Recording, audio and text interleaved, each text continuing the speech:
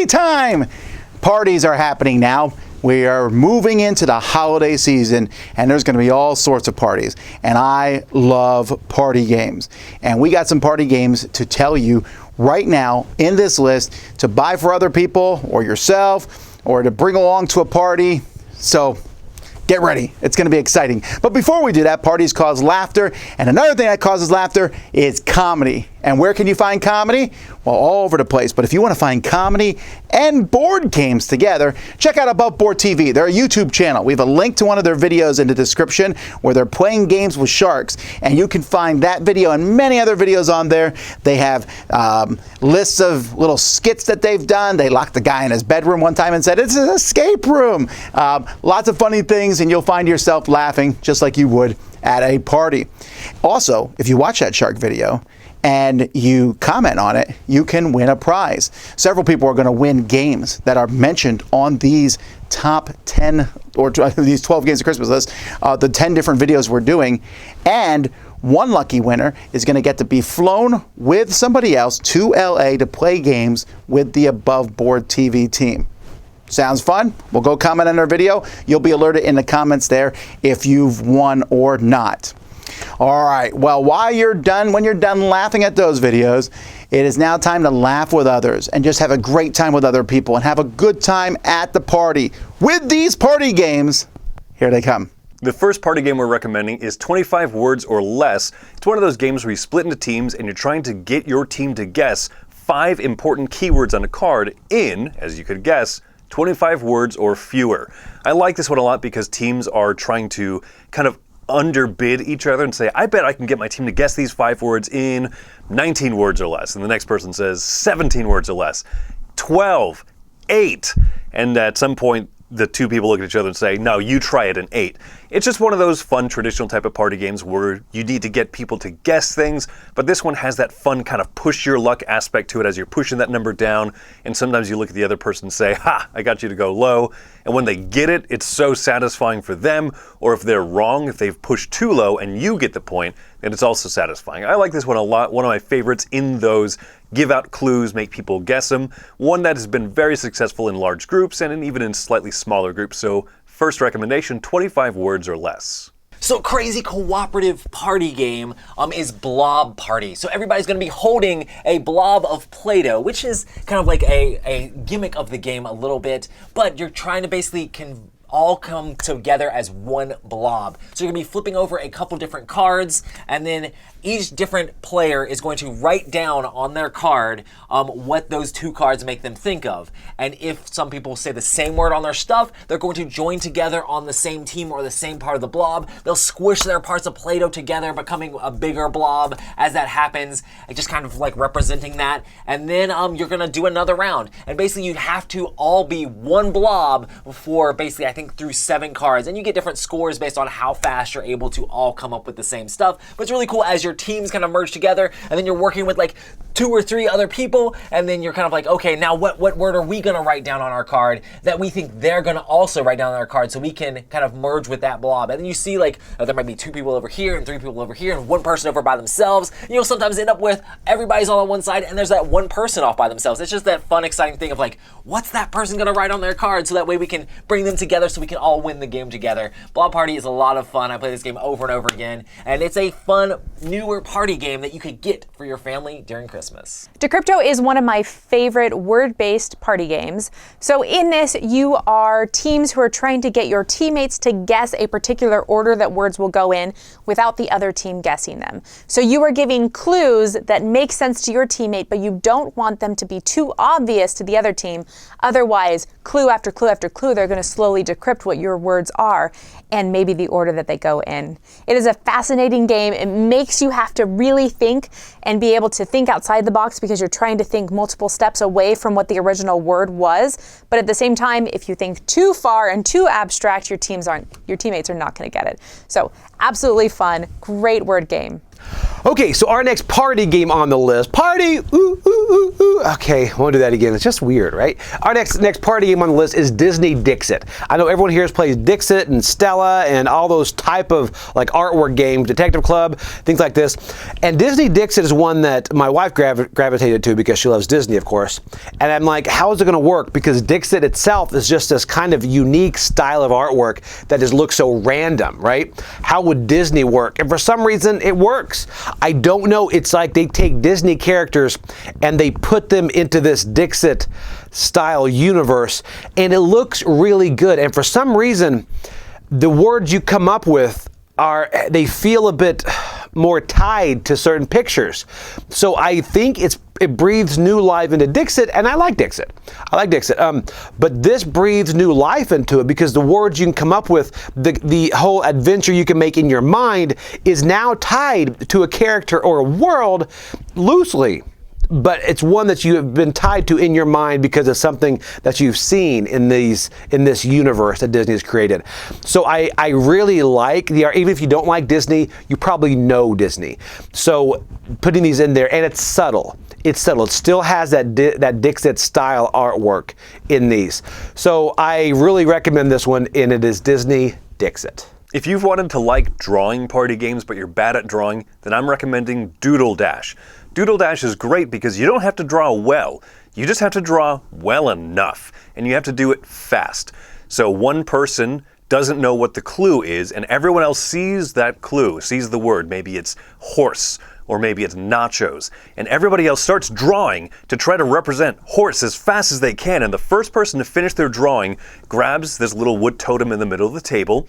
And then the second player to finish grabs a die and starts rolling that die. Once they hit the stop sign of it, then everyone has to be done. The person guessing it has to look at the first drawing, the fastest player, just their very crude, terrible drawing, whatever it may be, and it might be hilarious because they went as fast as they could. If they can guess it there, those players get points. If not, then they get to look at the second fastest player's drawing, and they get to try to guess based on that. And so the guesser keeps getting more information and hopefully better drawings based on how long everybody took, but this is hilarious. If games like Pictionary and those types of things sound fun, but someone's just a better drawer and they always win, well, this is the perfect cure for that one. I absolutely recommend Doodle Dash. Up next is Fiction. Fiction is going to be a game that is going to appeal to players of word games, and it's also going to appeal to players of Wordle. Wordle is an app that has kind of taken the world by storm over the last few years, and Fiction essentially is a core of that where you are trying to guess a word based on making a guess and being told whether a letter is in the word, or it's in the word but in the wrong spot, or if it's the correct letter in the correct spot. That's the idea behind Wordle, and that's the central mechanism of Fiction. However, in Fiction, this is a one versus all type of a game where one person is going to be giving out the answers. So if I guess a particular letter in a particular spot, they're going to be the one to tell me correct letter, wrong spot, correct letter, correct spot, or not in the word. However, they also have to lie. All right, so on every kind of guess, they're going to be giving you one piece of misinformation, and you have to try to figure out what is true and what is false.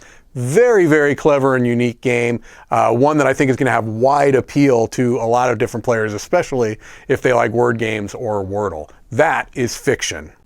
Okay, so the next party game on the list is one of my favorite party games, and this is one I have a small circle of party games that, although they keep coming out, these keep coming out to the table, and that is JustOne. JustOne is one that you are going to get a word that you're going to get everyone else to say, and then when everyone looks at the word except for one person, they close their eyes, everyone else is going to write a clue.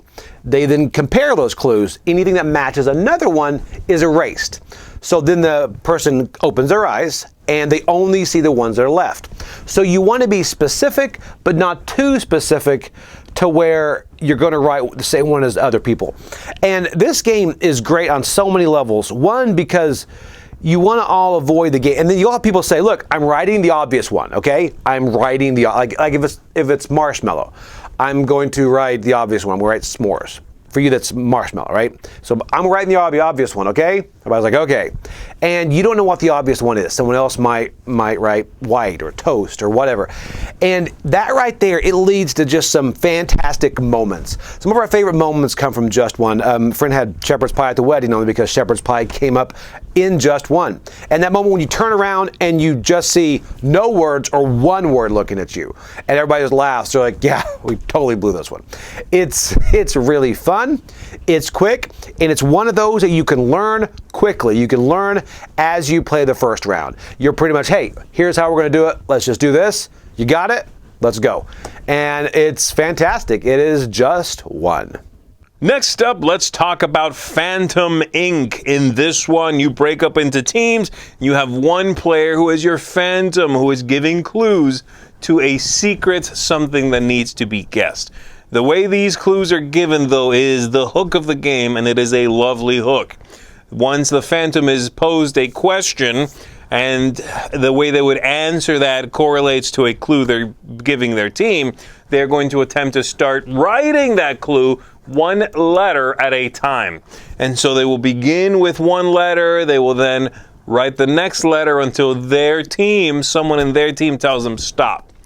That you've written enough. I think we know where you're going with this.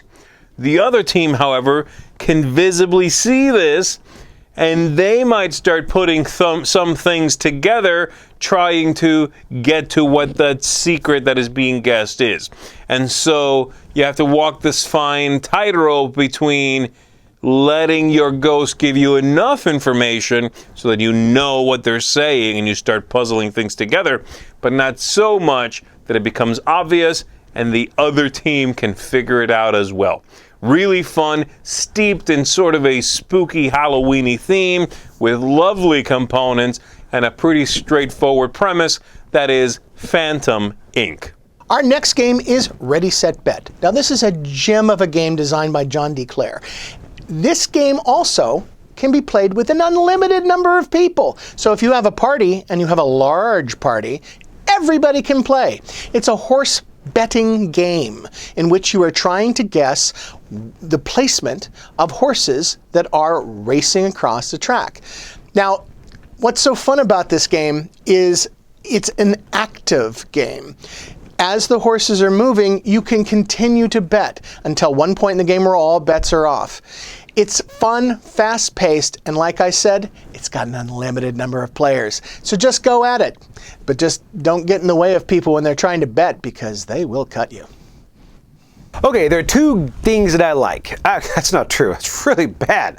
I wasn't going to put family in there. Okay, there are two hobbies you know what? Here are two things I enjoy. Of the many things in the world I enjoy. That is games and movies. This right here combines those two, and that is Rotten Tomatoes, the card game. This is one that, honestly, I saw the box and I thought, it's another mass market, just money grab.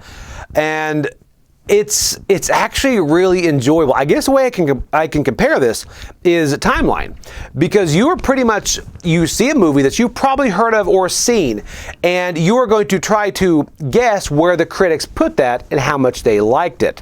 So you flip it around and you notice that you thought it had a 95%, ended up being like a 72% or whatever. Now, one thing I realized about this game, critics are wrong a lot. So I'm usually more in line with like the audience score. But that's the thing. You can kind of play this however you want to, because this is a very enjoyable game. And also, it's not only that for a party game. I like to bring this out for parties that, even if you don't know each other, because that gets conversation started. When they bring out things like, I think it's Problem Child came out one time, which is an old terrible movie. It got like a 0%, but everyone had seen it. And we all enjoyed it. But it gets that, it's almost like an icebreaker game. It's a lot of fun. It's very rules light. Even people that don't like games are going to love this. Even people that like games are going to like this. So it is Rotten Tomatoes, the card game. Very good. I give it 100%. Critics will give it a 1% because they're always wrong. Always. Now I'm going to tell you about a game called Sides. Now, Sides is a party game for people who like words, because what's going to happen in Sides is two people are going to be guessing a word that everyone else is giving to them. And everyone else at the table is going to give them that word with a line of letters in the middle of the table. At the end of that line are different letters, and the outside 2 letters are the clues. You can only give a clue for that. So if the clue is, salad, and the outside clue is L, I might say lettuce. Now, I can also turn the clue upside down and give you something like, if it was M, I might say meat, and it's not like meat. Give you some clues, and I'll tell you if you're cold or warmer. And every time we give you a clue, you get to guess. And once you get it correct, we go to the next word with 2 different people. And we're trying to go through as few letters as possible. Or well, you're going to go through all the letters, but you want to get as many words as possible in that time. This is a cooperative game. And that's great because sometimes you play these word games and you're like, oh, it's John again. He always wins. He thinks he has the biggest vocabulary. John is on your team. That's exciting. I like this game a lot. It's a little thoughtful if you like old games like Password and other clue-giving games. It's fun. If you don't know a whole lot of words, your vocabulary, that's not your style, because it's a group activity and because it's cooperative and no one's ever by themselves, it works really well. So check out Sides. It's a good party game. All right, let's close out the party games list with a game that I think is going to become an evergreen in this genre, and that is Wavelength. In Wavelength, you've got this beautiful component that is kind of the centerpiece of the game, where it's a physical representation of a continuum with a kind of a slider that goes across this semicircular surface. The idea behind the game is that you're going to have a particular clue, something like hot, cold. They're going to be opposing types of things. And based upon where the line is on that continuum, you have to try to give a word that is going to be in a spot that you hope people will guess. So let's say that the line was pretty far over on the hot side of that.